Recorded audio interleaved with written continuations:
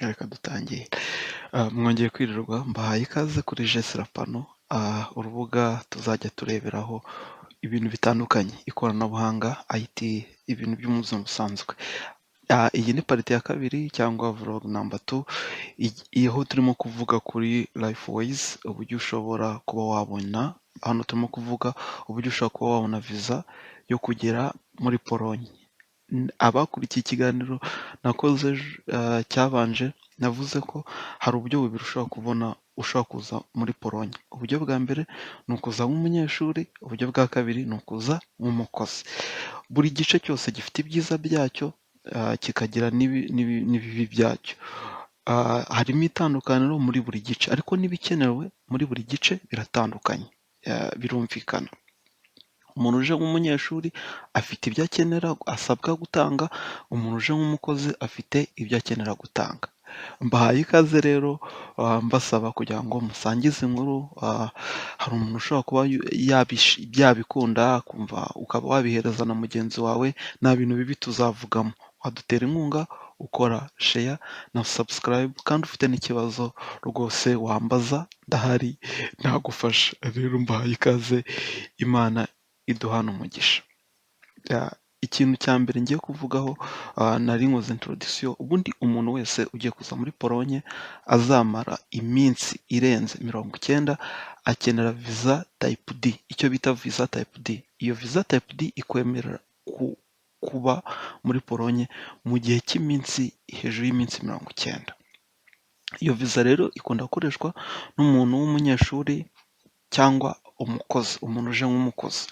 Rero uburyo bwo kuza nk'umunyeshuri ni uburyo bumwe, ni uguca ku ishuri ukapurayinga, bakaguhereza ibyangombwa bikenewe, ukabikoresha mu zindi nzira zose tuzabonamo. Kuza nk'umukozi byo birumvikana ko hasabwa umukoresha uguhereza kontara kugira ngo uyijyane, ube wabona visa nk'umuntu uje gukora.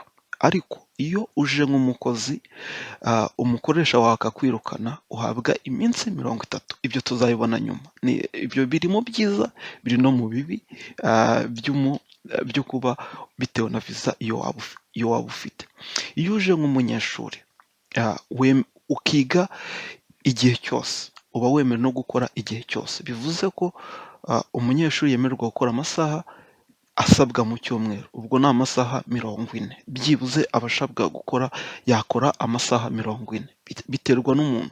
Nko ku rwanjye ruhande, njyewe nigaga full time, nkanakora full time. Ubwo rero nawe byaterwa, ushobora kuyimanaginga nta kibazo. Ndumva ubusobanuro ari ubwo. Ariko nanone iyo uri umukozi, nanone ndakeka ko ushobora kuba wakwiga mu by'ukuri, ariko nanone umukozi afite ibyo aba agomba kubahiriza bitandukanye n'umunyeshuri, sibyo? Yego. Rero icyo umukozi asabwa mbere na mbere, umuntu uri mu Rwanda cyangwa wumva ikinyarwanda akaba akeneye kuza muri Polonye, ikintu cya mbere ukeneye fotokopi, ukeneye pasiporo. Pasiporo nk'uko tubizi, iy'imyaka 5 igura 75, ndavuga ku munyarwanda, n'ibihumbi 100 kushaka pasiporo y'imyaka 10. Njyewe nakugira inama y'uko, kubera urabona harimo itandukanye ry'ibihumbi 25, y'uko wakoresha y'ibihumbi 100.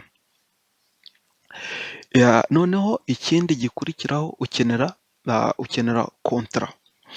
Akazi kenshi gakunda kuboneka ku muntu udafite experience, ndagerageza kuvuga uburyo abantu benshi bashobora gukoresha buri rusange, kuko hari umuntu ushobora kuba afite ubumenyi butangaje akabona kontara. Wowe ntago ndibuze kubivugaho, ibyo nzabikoraho ikiganiro, uburyo wabona akazi. Ariko reka mvuge mu buryo buri rusange. Hari abantu bafite amakampani ashakira amakontara abakozi. Abo akenshi akazi baba baje gukora cyane cyane ni ako mu nganda, ni ako gutwara, ni ako mu maresitora. Urumva ni ka kazi k'imbaraga. Rero abo bantu akenshi usanga bishyurwa guhera kuri miliyoni. Ariko urumva biterwa na negosiyasiyo. Rero kugira ngo bakubonere kontara bisaba hagati y'iminsi 40 na 60. Bitavuze ko bitajya munsi. Iyo kontara yawe imaze kuboneka, bakenera kuyikoherereza. Sinzi muri negosiyasiyo muba mwagize niba baba bazabikohereza harimo icumbi, haba harimo amadetaye yose, amacumbi, ibyo uzakenera, ibyo nzabivugaho mu kindi kintu kizakenera. Ubu ndimo gutanga detaye byibuze bikenewe mu buryo bwa rusange. Iyo umaze kubona izo kontara, umaze kubona n'ibikenewe n'amadosiye ajyanye n'icumbi, umaze kubona ibyo bintu bikenewe, byibuze barabikohereza kuri DHL. Icyo gihe ujya kubifata kuri DHL mu mujyi, hari icyicaro. Icyo gihe ushobora kwishyura hagati y'ibihumbi 100 kugira ngo dosiye zive muri Polonye zize zikugereho.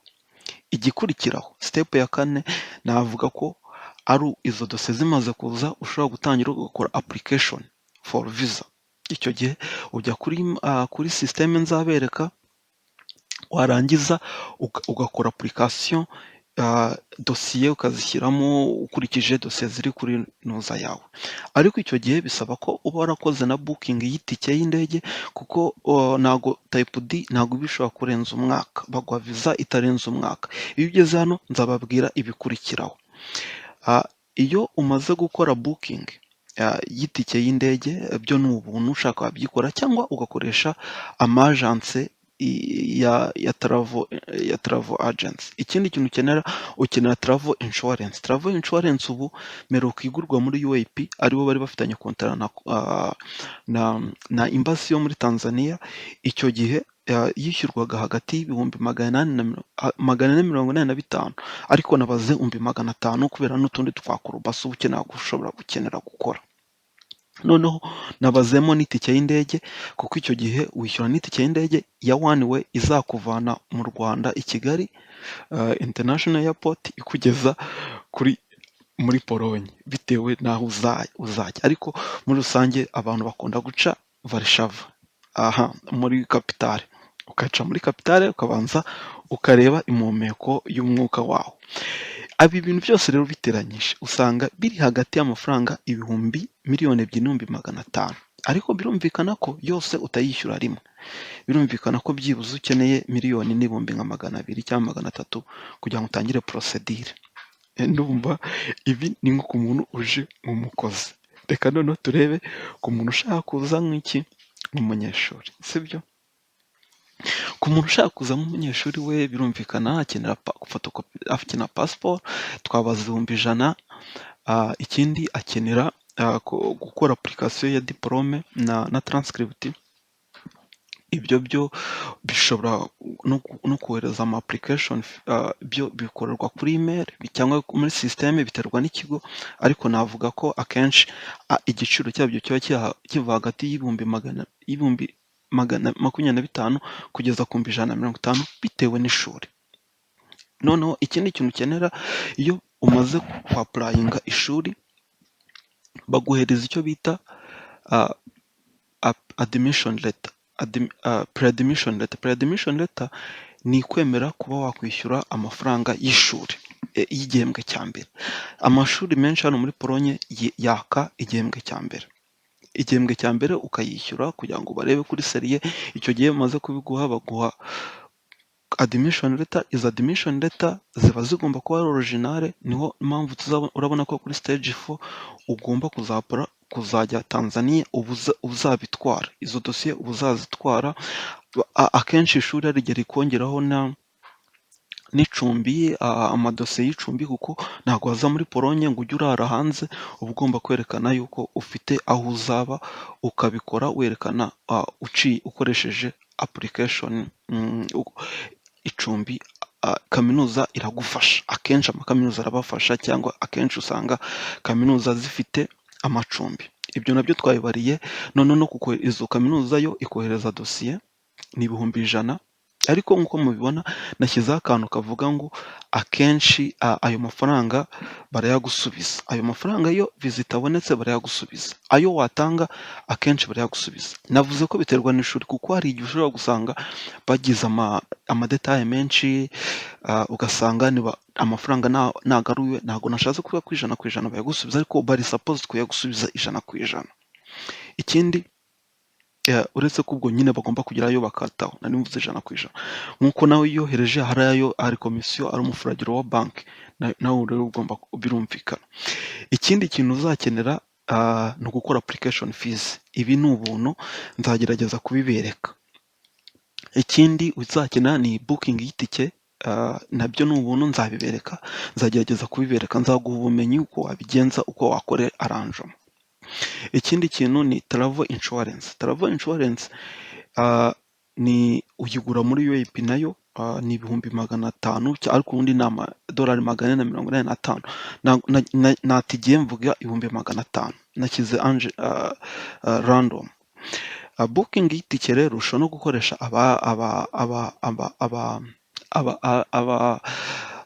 ama agents yagufasha nabo bashobora kubigufasha. Nshobora kuzabibereka ariko unamufite yabigufasha. Ushobora kumwishyura 10,000 kwanga ko wibeshyamo, kuko hari igihe baba bafite access itandukanye n'iyawe, rero byaba byiza ubakoresheje. Ikindi kintu uzakenera ni air ticket. Uzakenera itike y'indege izakuvana Kigali International Airport cyangwa aho igihugu waba urimo, niba wumva ikinyarwanda, ugera muri Polonye.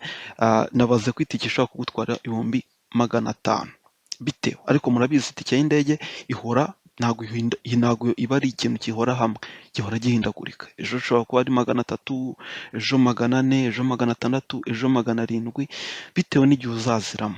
Rero byose hamwe nshyize muri rusange nabaze ko byatwara nk'ibihumbi miliyoni 4. Miliyoni 4 rwose waba uri kuri safe side. Ariko iki gihe nabivuze mu gihe ari wowe wikoreye application. Mu gihe atari wowe uyikoreye, ari wo uyikoresheje, byagera muri miliyoni 5 cyangwa 6 bitewe n'ishuri. Nkanjye ishuri njye nari nje kwigaho byaranyoroheye, ntabwo byangoye kuko ninjye wabyikoreye, nagiranye amanegociation n'ishuri. Ikindi nakongeraho, nubwo ari miliyoni 1,200,000, iyo ugeze hano akenshi amashuri akwemera kwishyura mu byiciro, ku buryo ushobora no kwishyura n'inshuro n'amezi 10 ukishyura ayo mafaranga. Rero navuga ko biba bitagoye, amashuri ari flexible. Icy'ingenzi ni uko uba uzishyura, ukirinda kuba bihemu, ukaba imfura nk'uko turi imfura Abanyarwanda.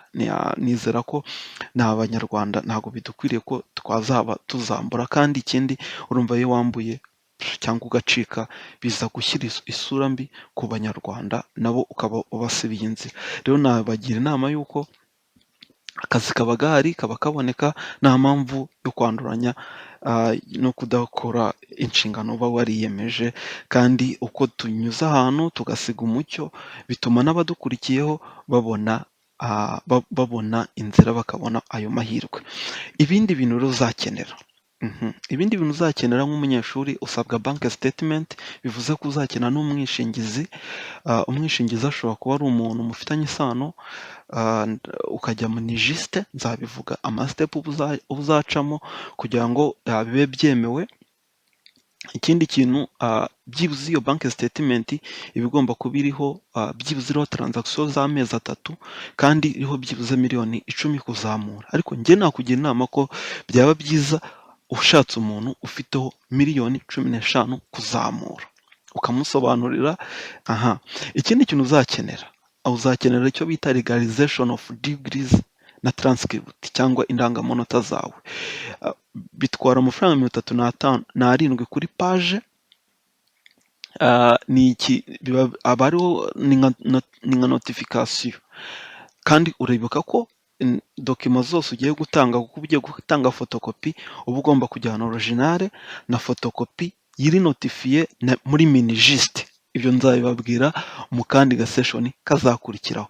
Ubundi ugakenera amafaranga ya visa ibihumbi 80-90 bitewe n'aho idolari zaba rigeze. Ariko mbere twishyuraga amayero amadolari 99, ubu nkeka ko bashobora kuba barabigabanyije ari amayero 80, ariko byibuze wateganya ibihumbi 100. Nongereho iki? Ikindi icyo nakongeraho ni ugukora share, subscribe, like, comment. Ni ukuri pe nzagerageza kuzajya mbaha nsubiza ku kibazo mwambajije. Ntago nzaba nahari, nzajya ngerageza. Umuntu aba ahuze ariko nzajya ngerageza umuntu ikibazo agize ngikoraho ikiganiro, igitekerezo ashaka ngikoreho. Ibindi bintu nakongeraho ko urumva kuri mwese hose,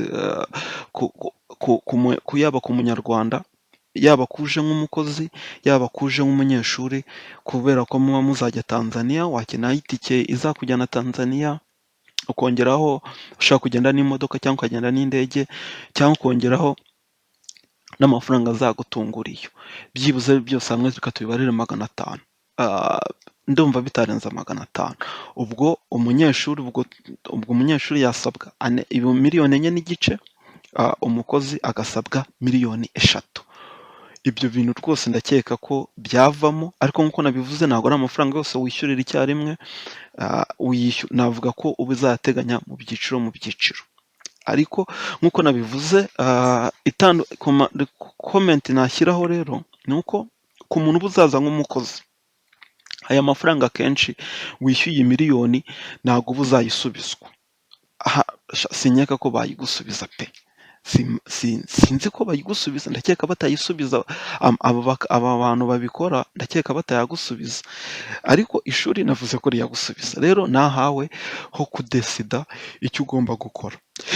Ikindi navuga ni uko umunyeshuri iyo urangije muri Polonye, baguhereza umwaka wo gushaka akazi. Bivuze iki? Bivuze ngo niyo waba uri gukora ufite degree yerekana ko warangije kwiga, iyo utabonye akazi bisaba umwaka, nkurikije uko amategeko yari ameze. Ubwo ariko ko nta n'abantu nzi bigeze bamara icyo gihe batarabona akazi. Rero nk'uko nabivuze ejo, Polonye mwibuke ni shuwadiro. Abantu 5% nibo bonyine batagira akazi. Bivuze iki? Bivuze ngo abantu benshi bahari baba bafite akazi. Niyo uhageze wakora byinshi kandi amafaranga ntiwayabura yo kwishyura ishuri. Iyi ni shuwadiro kandi urabona ko ari ibintu bihendutse ugereranyije na Canada, ugereranyije na US. Ikindi cya kabiri ni uko hano uhageze muri Polonye ntabwo wambaye amafaranga menshi, ariko ugeze muri Polonye ushobora guhita wigira, ushobora guhita ushaka akazi muri Germany, ushobora guhita ujya ahandi mu bindi bihugu bikoresha amayero. Icyo gihe diro ikaba irarangiye. Rero hari ababikora gutyo, biterwa n'umuntu. Abantu bose bafite intumbero zitandukanye, ariko urabizi ko kugera muri Germany kugira ngo wemererwe gukora bisaba iki?